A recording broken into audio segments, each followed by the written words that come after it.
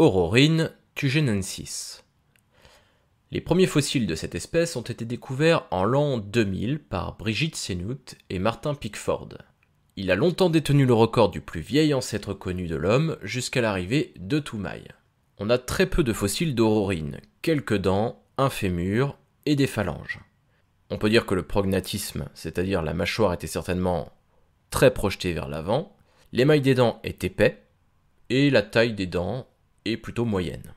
Lorsque l'on regarde les fémurs, on peut constater que les jambes devaient être longues et les fémurs permettaient une bipédie, ils étaient adaptés. L'espèce devait mesurer environ 1,20 m pour 30 à 45 kg.